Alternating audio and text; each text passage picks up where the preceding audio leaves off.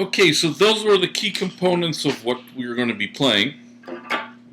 The verse and the chorus. There's really nothing else beyond that. Everything else is kind of fluff stuff and decoration on top of this, so you have to know this part first. Let me go through it, and here's the verse, or the main riff that we have here.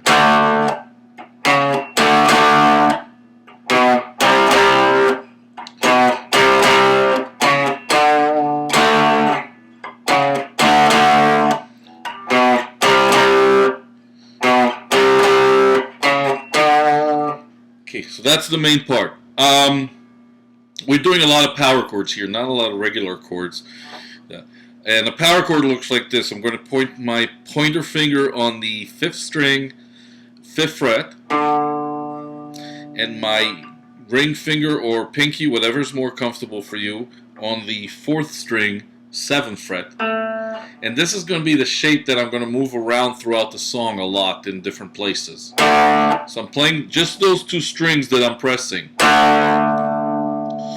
One thing to do is to kind of flatten your pinky down so you're blocking the thin strings. That way, if you are strumming across and getting all the notes, then you're not going to ruin the sound of the chord. But really, if you can just get those two strings and make them really play them and not that, but really dig into them, that'll help a lot. Okay, so that's your D power chord. And we're going to decorate it by playing the 5th string, 4th fret, kind of leading to it. And back to that D power chord. Okay. Then we're going to do the same thing, or same concept, but we're going to move it a couple of frets back. So we got our note on the 5th string, 2nd fret. And then we move to a power chord, same one that we had earlier, but this time it's going to be on the 3rd fret. So my pointer finger is on the 5th string, 3rd fret. My pinky is on the 5th string.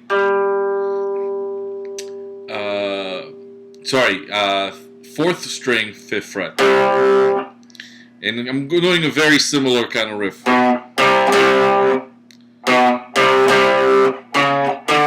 And I'm tagging this at the end with just these two notes on the 5th string 4th, 5th string 5th. So the whole together.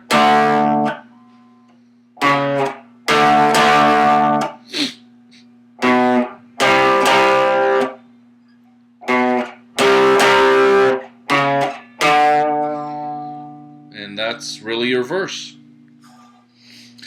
Okay, so the chorus, it's actually going to be played a little differently than what I did in the demo video a minute ago, but it's kind of tweaked it a bit, so it's a little more interesting.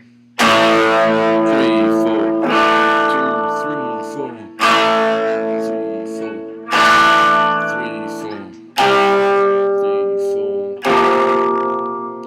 1, 2, 3, 4. That's what it is. Let me slow it down and explain what I'm doing here at every given moment. So I'm starting with this sort of an A chord. What I'm doing is I put my pointer finger on strings 4, 3, and 2 on the 2nd fret.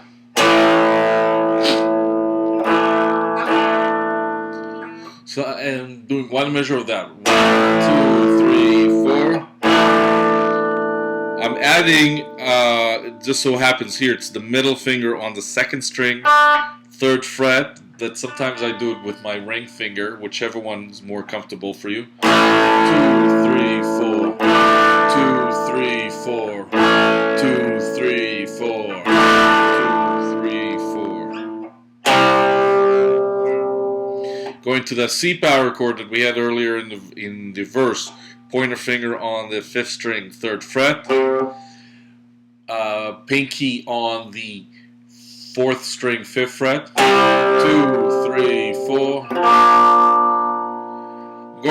I'm doing the same trick that I did with the A chord on the 3rd fret. This time I'm actually including the 5th string here too. So I got my pointer finger on strings 5, 4, 3. If you get 2, that's good, but you don't need to.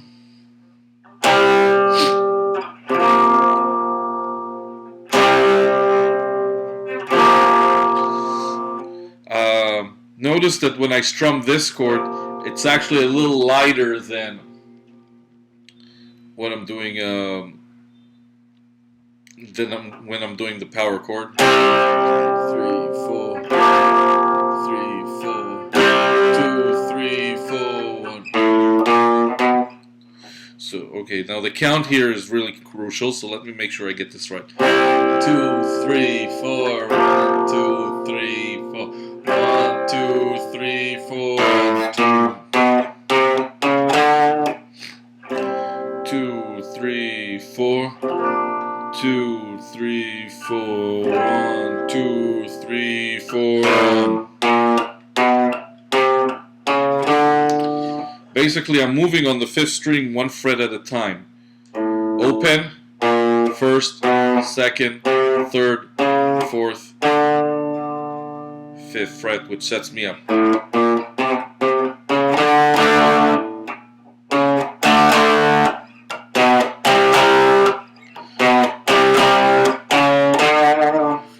And that's your chord. Let me show you what I did do in that demo video, the beginning of it, because if this is too much moving around, if you want to simplify it, you can definitely use that for as an option. So this is just that first chord, that the same way, pointer finger on the 2nd fret, strings 4, 3, and 2. 2, 3, 4, 5, 6, 7, 8. 2, 3, 4, 5, 6, 7, 8. 2, 3, 4, 5, 6, 7, 8. 2, 3, 4.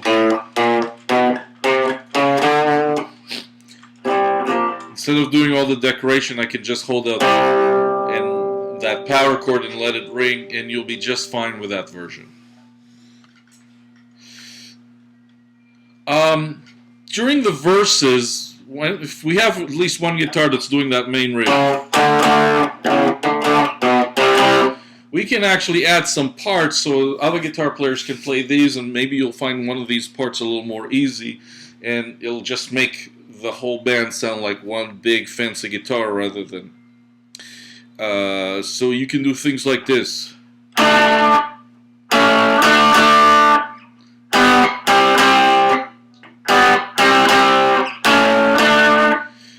I'm starting with my middle finger on the 4th string 7th fret and my ring finger on the 3rd string 7th fret. Playing just those 2 notes. My middle finger is already where it needs to be, so I keep it there. I just add the pointer finger on the 3rd string 6th fret, and I just kind of match it, the timing, with the way the big guitar is playing. Then I do the same thing, but 2 frets back.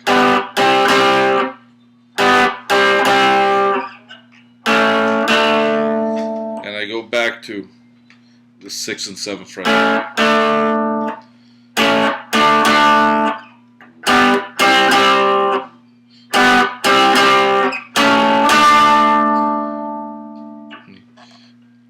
Another place where you can do something similar and that can enhance a little bit is right here.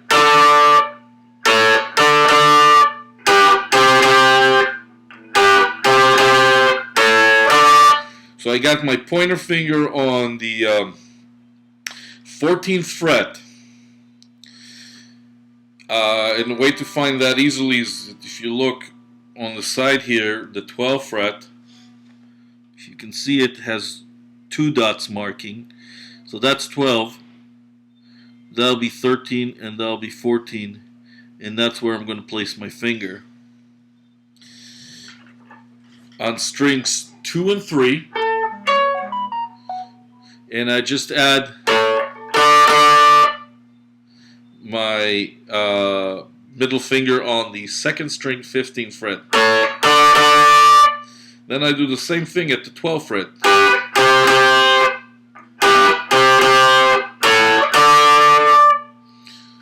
And those are options that you can do. So let's talk about the bass part on this. It kind of follows pretty much what's going on in the lower notes of the guitar part. So if you know the guitar part, transferring to the bass should be fairly easy. And almost everything I'm going to do is actually going to be on the 3rd string here on the bass.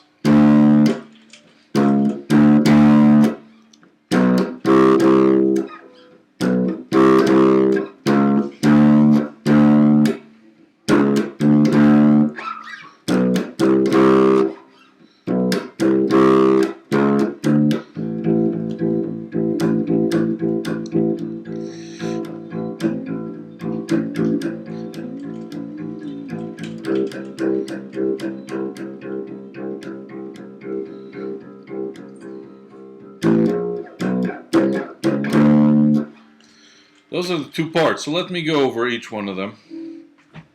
Here's the verse. This is all on the, like I said, everything I played is on the 3rd string, so I'm just going to call out the fret number. 5, 4, 5, 5, 2, 3, 3, 2, 3, 3, 4, 5.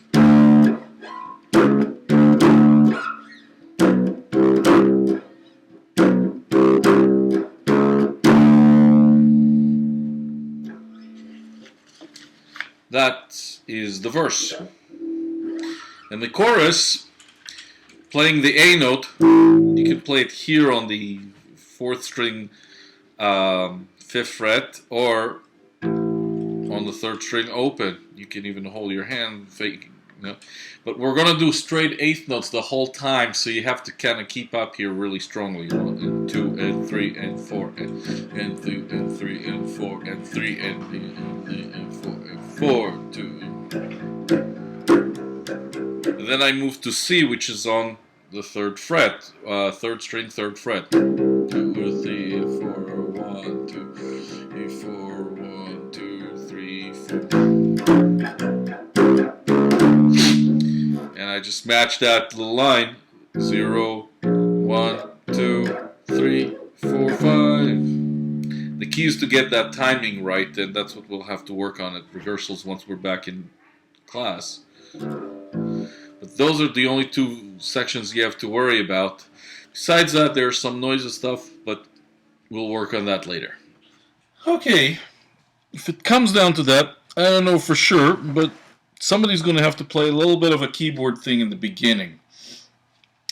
It's not difficult, so feel free to try to master if you have a keyboard at home, and if you want to take on the challenge and enjoy it, you can do that switch between the guitar and keys, and it looks really cool. It looks like you're really impressive. But I'll show you what the part is at the beginning.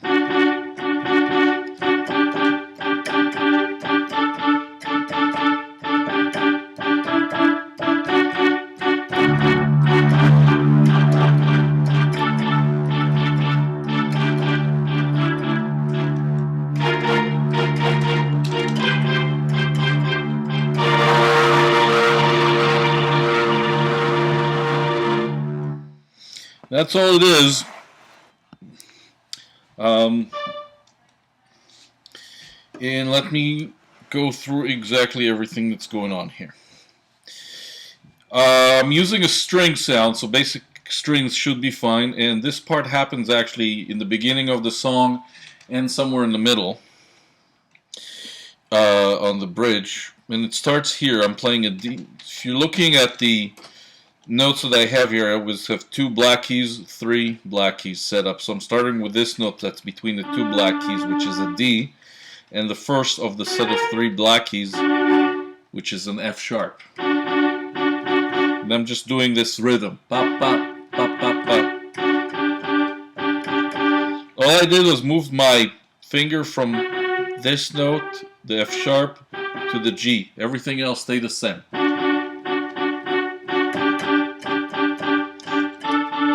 This time I moved the finger 1 note up again from G to an A. And I went back to G, and then D and E. Let me play all of that slowly.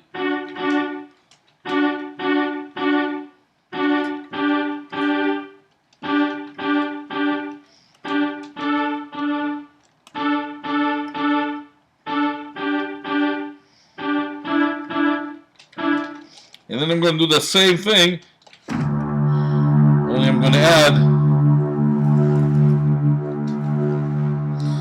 big little D note. And if you can do it not, it's great, but you don't have to. So it looks like this.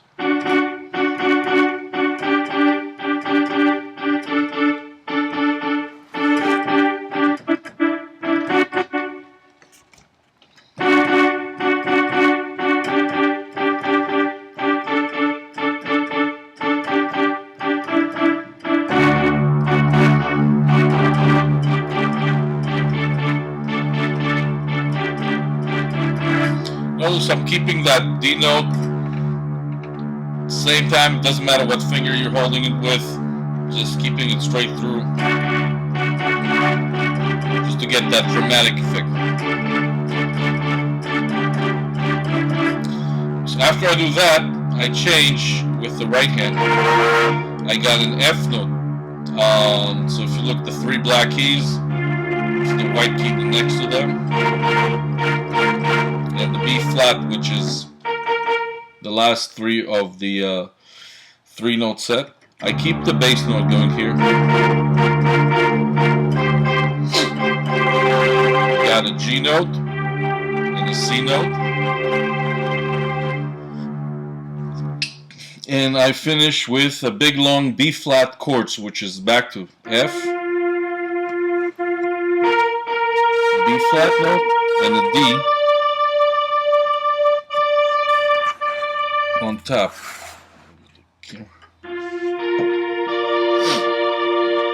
I'm keeping that D note on the bottom the whole time. Sorry.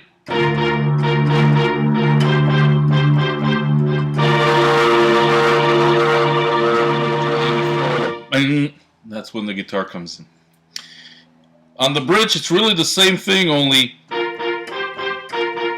these 2 notes, we're going to travel between them a little more as we're going between the notes.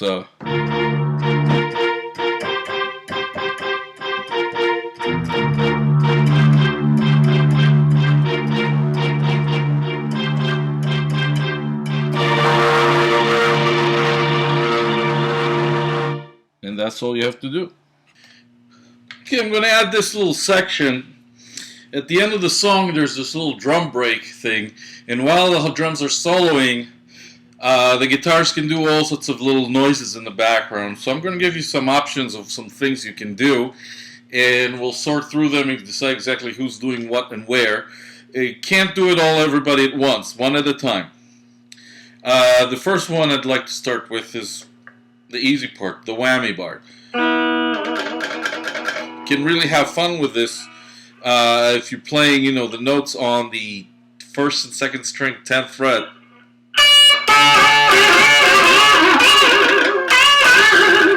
You can do all sorts of fun little things with it. You can add notes. For example, I'm playing on the 13th fret, and I'm going to bend that note.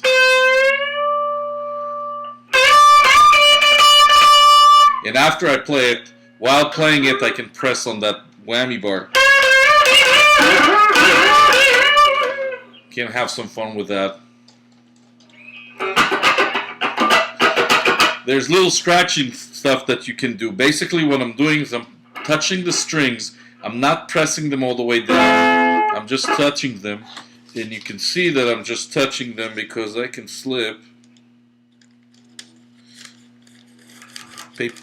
piece of paper here underneath my finger. I'm not getting in the way of that. And then I'm strumming that. That's not going to work, as you can tell, because the notes don't last long enough. Another trick you can use I'm mixing the scratching with actual pressing.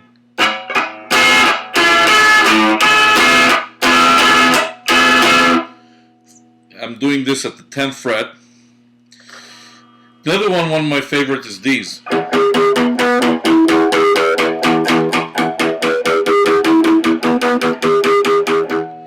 This time again, same trick. I'm actually not pressing all the way. I'm literally just touching the string. So you're still getting kind of a whistling sound out of it, a little squeaky sound. And I'm just going to move my finger.